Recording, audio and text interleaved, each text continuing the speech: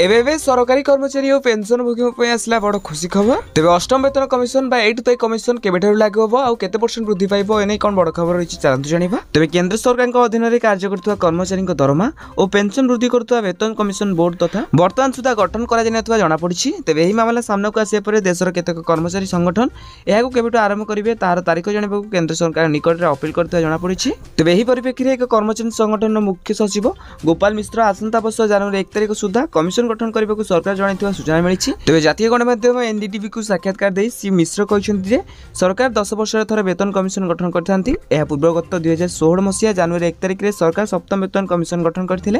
तेनु आसंता वर्ष जनवरी 1 तारिख सुधा अष्टम वेतन कमिशन गठन हे बोली आमे अनुमान करूछु। तेबे जदि ही प्रक्रिया रे विलंब हुए तेबे सरकारी कर्मचारी को बकेया राशि देबार व्यवस्था करबा दरकार। तेबे केंद्र इलेक्ट्रोनिक्स और आईटी मंत्री अश्विनी वैष्णव कहछन्ति अष्टम वेतन कमिशन को निकट रे एक बड़ घोषणा करथिले। से कहितले जे आसंता 2026 जनवरी मास सुधा कमिशन गठन करने को आरंभ होउछि। तेबे बहुत जल्दी कमिशन गठन आरंभ हेबो।